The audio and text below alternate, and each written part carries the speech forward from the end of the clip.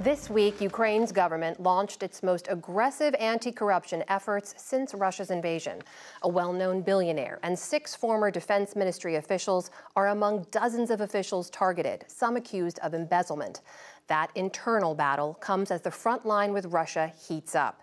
Today in eastern Ukraine, Russian missiles hit homes and a children's clinic. Just the latest sign Russia targets civilians indiscriminately.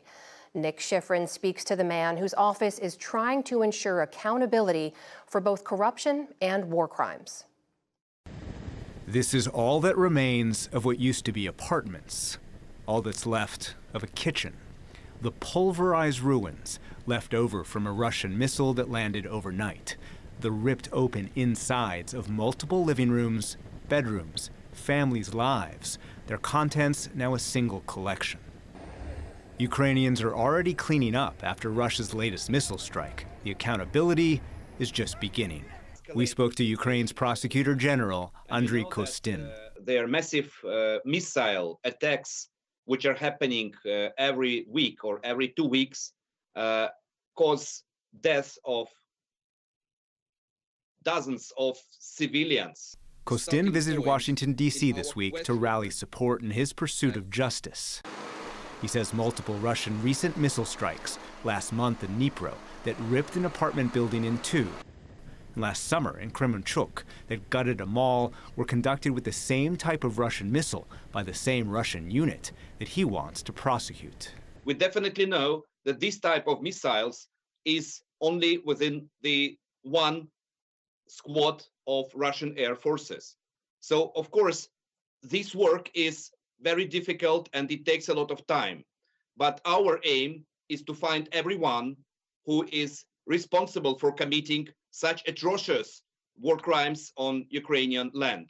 And we will go ahead with this. The International Criminal Court would not be able to pursue Russia's most senior leadership for the crime of aggression. So Ukraine wants to create a special tribunal, an idea supported by the European Union and United Kingdom, but not the U.S.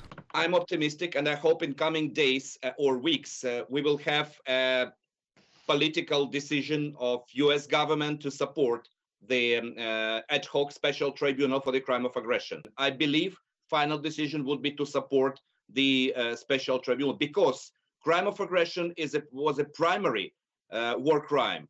If aggression would not occur, there would be no these 65,000 war crimes committed. No people killed, tortured, raped, or illegally displaced. And one of the initiatives of Ukraine is also to use all the procedures of the International Criminal Court within this special tribunal to make it credible also from the criminal procedural point of view.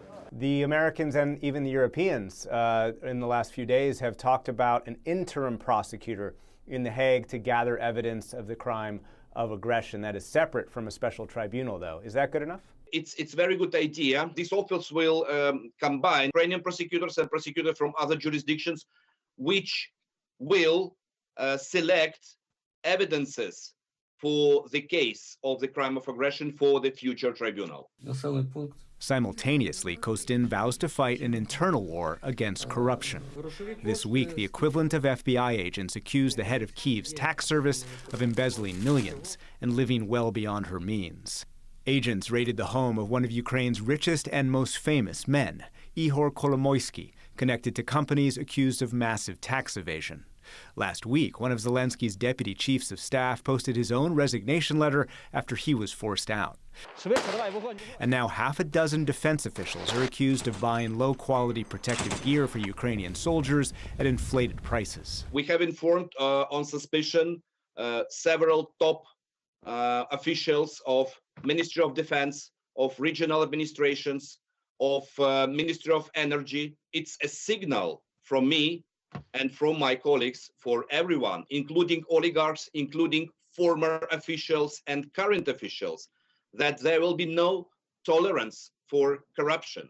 And this is a strong position of President of Ukraine. Unfortunately, in some spheres, the only way to guarantee legitimacy is to change leaders, change as many as necessary to ensure people do not abuse power. And this is a strong position of all Ukrainian nation because we built new European Ukraine without corruption. We have wartime priorities, but corruption is an internal enemy of Ukraine and should be defeated together with external enemy, Russia.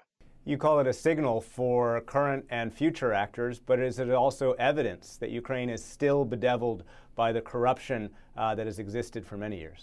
The most important thing is to react, because the reaction on cases on time and reaction on cases will stop future potential officials from corruption activity. And this is our goal, to have our country cleaned from corruption. And does that include your own office? You have fired one of your deputies. Is that a case of corruption or perhaps vacationing in Europe when he wasn't supposed to? You know, in sometimes people make mistakes. And if they understand that these mistakes are substantial, they can leave their position. I also fired 5 regional prosecutors the next day. And this is not the end. We will go ahead because we all need the efficient state institutions and efficient state structures. And we have no time to wait until someone can fix mistakes which occurred. And I'm grateful today for every investigator, every prosecutor doing their work in this very difficult situation, because sometimes we are without electricity, sometimes without connection, but there was no day in Ukrainian history since 24th of February when Ukrainian authorities were not active. All authorities worked every day, including law enforcement, and this will be proceeded. Andriy Kostin, Ukraine's Prosecutor General, thank you very much. Thank you.